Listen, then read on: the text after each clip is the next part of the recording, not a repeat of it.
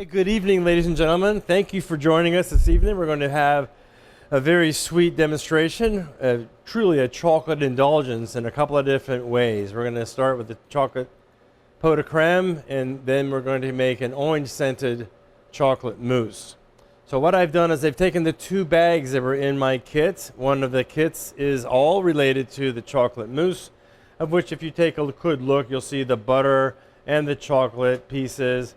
And then you'll have the orange, the biscuit cookies, the wafers, raspberry, mint, egg whites and egg yolks, separated heavy cream, and confectioner's sugar. That's everything I need for the chocolate mousse, in addition to a pastry bag, of which I fitted with a star tip, which you can get at your grocer. The other kit has the items for the pot de crème, chocolate, heavy cream, dairy milk from cows, and then we have egg yolks, some raspberry garnish, chocolate shaving garnish, and some sugar. I'm going to start with the pot de crème by putting on a saucepan. It's about a 2-quart saucepan over a medium-high heat, and I'm going to allow the heavy cream and the milk together to come to a simmer, a very low simmer, so that we can pretty much scald that liquid dairy for that purpose. We're going to come back to the raspberries and shaved chocolate later. So I'm going to set those off to the side as part of an accent garnish for both of these dessert items that we have this evening. So that leaves me behind the sugar and the yolks and the chocolate chips. Let's move over to the chocolate mousse. Let's get that started, and what we have is a double boiler, simply a saucepan that will hold a stainless steel bowl or some type of a bowl that you can melt down the butter and the chocolate, and stirring in the process that we melt those down. Either a spatula or a wood spoon can be a good friend to do that. I do caution you on making sure that you do not have the heat too high so that you don't overcook or burn the chocolate per se. So it should be a very slow, low temperature underneath the bowl. Just slow, low process of melting down the butter and the chocolate together. And that's going to be a blend together that we're going to be folding in those ingredients into the egg white mixture. I also have an orange to make this an orange scented chocolate mousse. Now I regret not including that in the recipe description there. It hit me later that I don't have a zester on the station, and I don't have that in the recipe. But if you were to take an orange zester or a grater and just grate the nice bright orange color off the outside of the orange, that zest is going to go into the chocolate and butter mixture as it starts to melt down. And that would hold true for just about any other flavoring agent you wanted to put into that chocolate mousse. If you wanted to have it if you want to say, for example, you wanted to experience a flavor of coffee, that's where you would put in the espresso, or you might put in very fine, like a instant coffee ground that could go into the chocolate to dissolve. That could very easily be a flavor profile that you could put into that mixture at that point.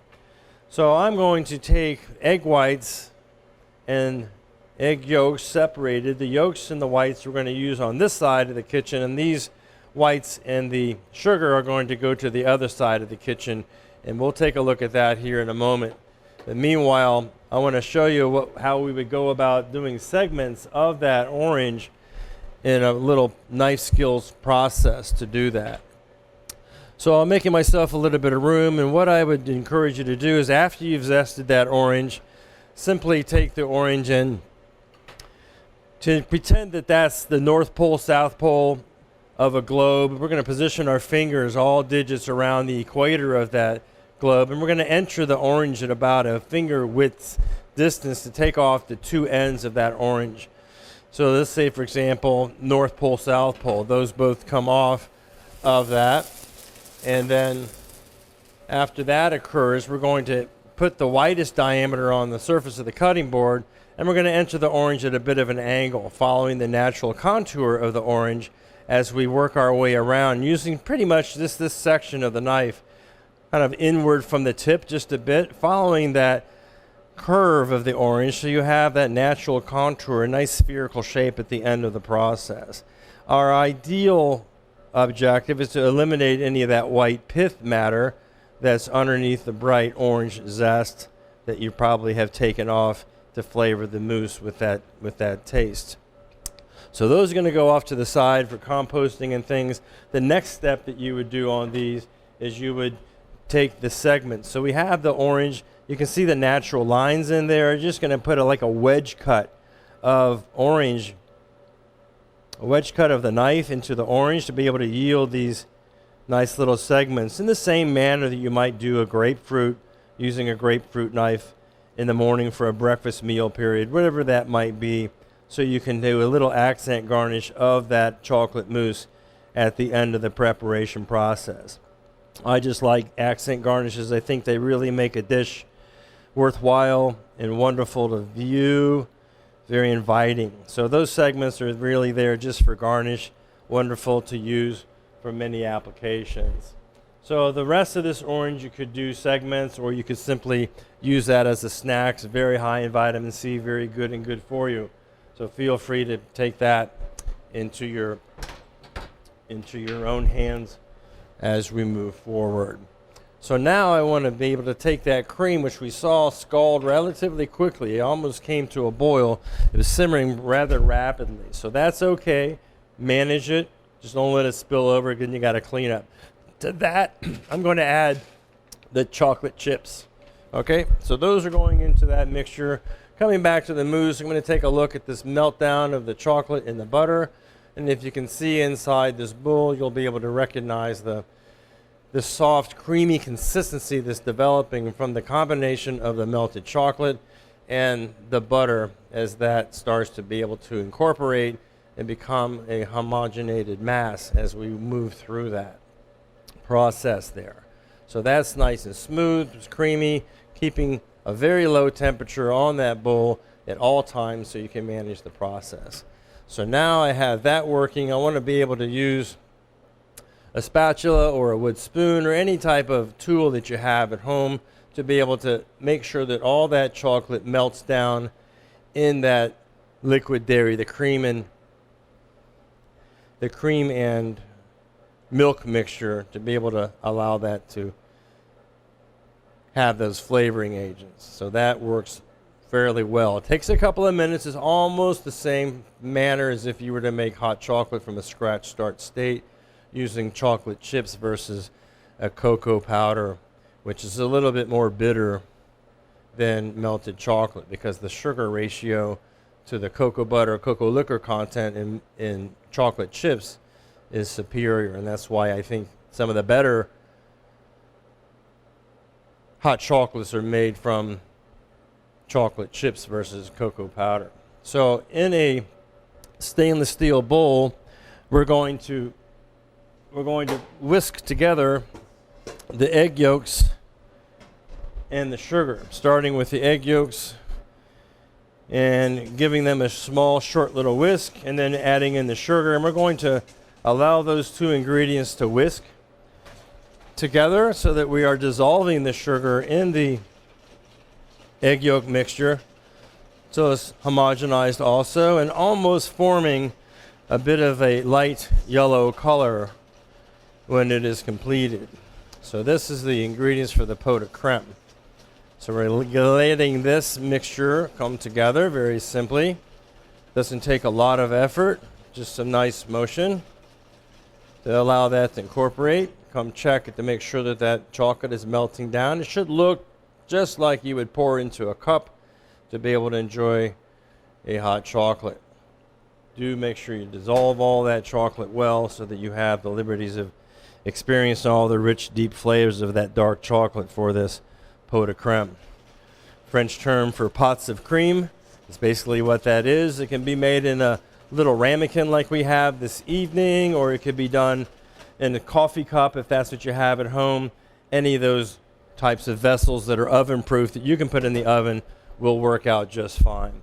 So now the next step is we're going to be tempering the eggs with that liquid dairy and chocolate mixture. Very small amount of that hot liquid is going to go into the egg mixture so that we can manage the tempering of that egg into that chocolate mixture. I'm going to come back and whisk this chocolate a little more to make sure all of that melted chocolate is dissolved into the cream and the milk. And then slowly adding a little bit more of that hot liquid to those yolks and sugar mixture. And that is the basis of what we refer to as a stirred custard. And stirred custards typically get baked after they get stirred. So this, in reality, if I were to say what this is like, I would say it's very much like a pudding made from scratch with all of the natural ingredients without any type of additives at all. It's very nice. The more chocolate you add, the more rich it's going to be. It's really your decision on how you want to reproduce this recipe. It'll take on a lot more chocolate than what we added this evening. So when I'm done, I shouldn't see any granulated chocolate at the bottom of the saucepan as it melted down. That is my objective, with assuring that we've got all the flavor in that pan as we can. That is my hope. Next step is we are going to put those into ramekins. And today, here in the instructional kitchen at the Ohio Union, I have these little ramekins. And those I'm just simply going to pour from the bowl into a measure so that I can have a little bit more skilled control over how they're going to get filled, so that I don't pour from the bowl. It's a little bit messy. So just simply fill them. They do not need to be lined up in advance. They just need to be poured into the measures, whatever that's going to be. The deeper, the wider, the longer it's going to take to cook. I encourage you to cook in your oven at home around 300, 325 degrees. Do you need to cover them with a foil? It's really not necessary. You can if you like. It's a little bit more labor. Some folks like to cover with the foil, but I like to keep the temperature low and slow so that in turn I can very easily keep a skin from forming on top. And that's the value of using a foil on top of each one of those ramekins. If you put it on top of the entire match, you're going to develop a steam, and you're going to have a water vapor develop on top of that pot of creme that's just being cooked.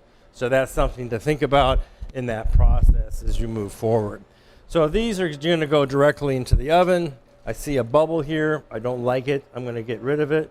So that in the slow cooking process, that's going to end up seizing up. The yolks are going to be the active ingredient that are going to allow that custard to set, so it becomes a nice, wonderful finish. The chocolate mixture for the mousse is now completely finished. It is coming off the heat, and I'm going to just stir that around to allow it to cool down a bit. I want it to cool down to the point where it's almost cool to touch before we start adding the eggs, which you're going to go into that mixture one by one to the best of your ability to be able to recognize the egg yolks are now liquid. I chose to go with liquid egg yolks that are pasteurized just for the safety element of it all, but using whole eggs is quite fine. That is the objective we're going to do here. So I'm going to allow that to cool down just a bit. And while I'm doing that, I'm going to head over to the stand mixer, where we're going to whip the egg whites and aerate them to a nice fluffy meringue. So here's a stand mixer that I think is convenient to work with. Just simply add the egg whites to that stand mixing bowl. One of the values of egg whites is to make sure that there's no yolk matter in there, because any of those fats will prevent those whites from aerating and building the volume that need to be built for that meringue that we're trying to achieve. So I'm going to start out at a medium-high speed to allow those egg whites to start to pick up some volume in the process. And they're going to whisk up and become a nice meringue as they move forward. It starts out a little bit slow, but it starts to pick up relatively quickly. If it gets nice and foamy is what we're trying to achieve here. And you'll see the foam start to develop relatively quickly, and it has a nice volume added to it. I don't add the sugar until I've achieved that nice semi-soft peak to those egg whites so that I don't deflate them and have them collapse prematurely by adding the sugar too quickly. There's a process in having those whites pick up volume before we add that process, the sugar to them. So we're gonna let those run and build up some volume before the sugar goes in. Right now it's almost like a shaving cream look, and I think that's easy to recognize and understand that appearance before we add the sugar. The sugar I add in there relatively slowly so that we can manage it, get a good grip on it, or add it by spoonful at a time as you add the sugar to the mixture. So it's a nice smooth whipping, almost like whipped cream or shaving cream when you're adding the sugar. And I'd keep it on a relatively high speed as I'm adding the sugar in the same process as I would if I was making a souffle that would be going into the oven, which we could do another time. I think that's a very nice dessert that a lot of folks feel like it could be very compromising to make a pastry souffle. They're a little temperamental, but I don't think it's out of the question. When we come back live, we'll probably do a souffle sometime over the summer if we can do events, or for sure I'll put it in an autumn semester event that we'll host here in the instructional kitchen as we move forward. So I don't bother scraping down the sides with the sugar. You can if you like, but I'm more interested in assuring that I've got the movement of the whisk in the stand mixture to develop that nice frothy soft peak egg white mixture to be able to develop a meringue, the same type of meringue that you would use to frost a cake with, or to be able to do a meringue pie or a tart, something of that nature. So now I have it almost is a stiff peak. It starts to show up as a solid mass in the center of the whisk, and that is pretty much where we're going to want to stop. And so if you don't have a stand mixer, you can certainly produce this by hand with a soft whisk. It's just going to be something that's going to make you feel like you've been at the RPAC all afternoon. So our objective is to have a nice, somewhat I could consider a soft peak of that whipped cream, of that whipped meringue. So we're going to set that off to the side, and we're going to continue forward with the chocolate mousse mixture. The pot de crème are in the oven, cooking at a very low, slow temperature. This mixture is cooled down a bit. I'm going to continue to stir it so I don't break the meringue or the whipped cream when it goes into that. So for the whipped cream, I'm going to do that by hand in the same fashion that I would the egg whites. So I take myself a bowl of ice and a bowl on top of that ice, and I'm going to just simply pour in the heavy cream measure that you have in your kit. That is going to be whisked with the soft whisk, just to be able to incorporate air into that heavy cream to get it to volumize in almost the same manner as we did with the egg white. Soft peaks for that as well. So that's the process to be able to get air developed in that heavy cream. This is about a 36 to 40% whipping cream that you would find in the grocer. Some of them say heavy cream, and some of them say whipping cream. It has a lot to do with the fat percentage on what you're going to experience as the finish on that product. Most of the time, whipping cream will be the higher fat content that you can purchase in the grocery store. We made some little short dough cookies that can be served with either of these two recipes this evening. The recipe for the short dough I gave to you. It's a very easy recipe to reproduce at home. It's not something you eat on a regular basis. Both of these dessert items are an occasional, like a donut. They're not bad for you if you eat them rarely and randomly, but not very often, right? So because the amount of fat content that's in all these items, and there's a sugar content and certainly some artery stopping egg yolks, but again, we don't eat it every day. We maintain control over that. The old adage of everything in moderation holds true, especially on these two types of desserts, because they are rich and a little bit goes a long way. You can have a little 2-ounce portion and feel very satisfied with what you had there to work with. So that cream comes to a nice soft peak relatively quickly, and that's what we're looking to achieve there. A few more seconds of whisking is going to give it a little bit stiffer peak, so it has a little bit heavier mass to that. I like the bowl of ice because it allows me to be able to get that cream whipped up a little bit more efficiently. So now I'm going to add the yolks to that chocolate mixture, pretty much one by one, and I'm going to use the spoon or a wood spoon or a spatula or any type of spoon you may have in the kitchen at home to be able to incorporate those yolks. The key here is to make sure that chocolate mixture, chocolate butter, have cooled down enough to touch before you add the yolk product, or you'll find that mixture will break and separate, and then we have a problem that we would have to start over to correct. So we want to manage this with patience and slow processes that occur for very nice finishes on desserts. So once you master these two desserts, you're ready for the British baking show, and hopefully you can see yourself feel the pride and joy of good finishes of dessert products. I see a lot of home cooks on that show that I think do a pretty good job in what they're accomplishing in that show. I'm pretty impressed with a lot of those things that take place there on that particular show. I like because that is really good. A processor out in the middle of nowhere. They don't have the luxury of all this wonderful equipment that we have in the instructional kitchen. Is really, really special.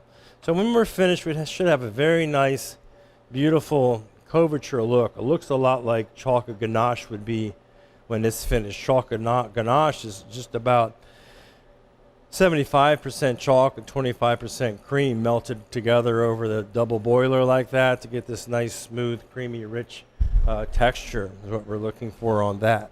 So now my next step is to be able to incorporate the egg whites into this mixture. So I'm going to use about 1/4 of the egg whites to start to fold into the chocolate and egg mixture that we have here. And again, the temperature of this mixture together matters so that it doesn't break down your egg whites and make your mousse soupy. You don't want it to be, you want to have it nice and volumized, temperature controlled, so that it doesn't break down the properties of the egg white, which we spent all that time either whisking by hand or by the machine. They're just folding that in there. So now what we saw is a very rich, almost frightening amount of fat between the chocolate and the butter is now being stretched out into a larger mass. So there's a little bit less guilt, but still a tremendous amount of flavor as a result of those two items. So I usually do in thirds or quarters of that egg white. I think that you get a pretty good amount of finished product at the end, and this will hold up in the refrigerator for about 5 days once it's made without any concerns. Feel free to make several of them, give them to neighbors, give them to friends, make it for a dessert for a very nice occasion. It's not something, again, that we want to eat on a regular basis, but it sure is a good showy type of a dessert to make for some friends and family. So some of the whipping cream that I made, I'm going to put into the pastry bag that we have. And that's, again, I fitted with a tip, a little star tip, and that is going to be used for an accent garnish. I think I'm just going to accent garnish both the pot de crème and the chocolate mousse with the whipped cream, just because I think that has that look of love that I talked about in the beginning of the demonstration. So basically I just kind of roll that around my hand so that it can kind of capture there. The balance of that whipping cream we're going to fold into the egg white and chocolate mixture to finish it off, give it a little bit more of a creamy texture, and again lighten it up even more. When we're finished folding, we should have the consistency of a nice creamy, almost like whipped cream per se. Now you let this rest in the refrigerator 5 or 6 hours, you're going to see that the mass is going to become very thick, and it's going to be just fine to be nice and thick like that. I think it's easier to work with when it's thick. I always have an overnight chill on this if I'm going to use it as a frosting in between layers of cakes, or to use it as a filling for tarts. whatever the application might be, the more chill you're able to have on there, the more stiff it's going to become, and the better opportunity you have to be able to use it for multiple applications. So this is a little thin, it's almost runny, but it's because it still has the temperature. I put it in the bowl of ice, and we're just going to stir it for a minute or so to be able to allow it to chill down a bit so that I can pipe it into the coupe glasses, which I'm using this evening to be able to finish the process. You can use any type of serving vessel you have at home to be able to present the chocolate mousse in. It's really up to you, however you want to be able to present that. So I set myself up with a couple of pastry bags. You could certainly just spoon that product into the coupe glass. That's what I'm going to do, is just take a coupe glass and we're going to spoon some of that chocolate mousse into that. If you let it rest, you can certainly use the pastry bag. Now you could put a little whipped cream at the bottom and create a parfait out of this mixture if you wanted to.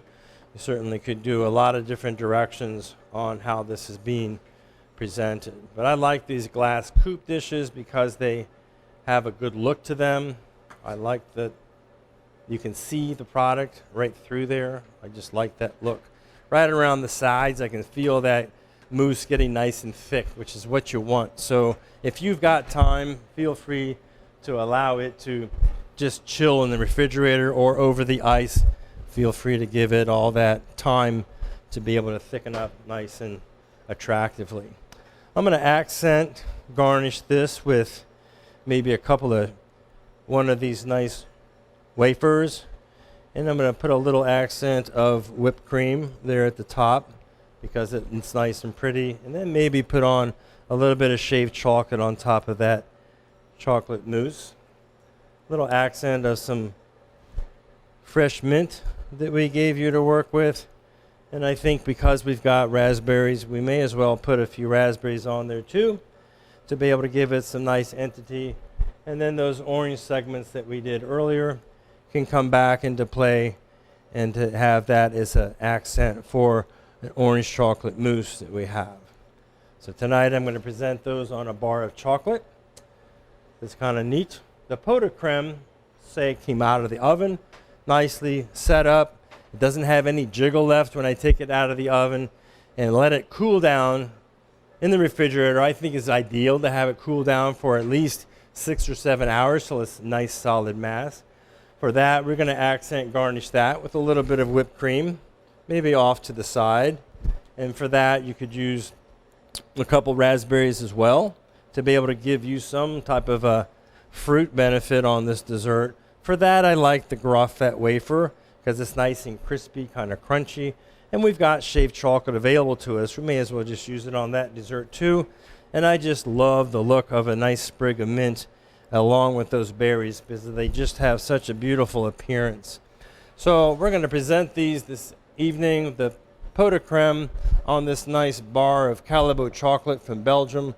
I think it's a delightful and delicious piece of material to be able to present food product on. This is about a 70% cocoa fat, cocoa butter, cocoa liqueur combination in this bar of chocolate. So it's not terribly sweet, it has a wonderful flavor. I can remember working at one of the hotels that had a duck club, and in that duck club they had a chocoholic bar that was available to guests for a price, and we would present a lot of desserts on large bars of chocolate like that the pastry chefs would use with a big pizza knife and chop it up to be able to cut it to be able to use for all the applications that we have in that hotel. But this is our event this evening, a kind of a chocolate indulgence, elements of an orange scented chocolate mousse along with the chocolate pot de crème, both accent garnished with whipped cream and raspberries and a little crunchy biscuit or wafer to be able to give us some texture.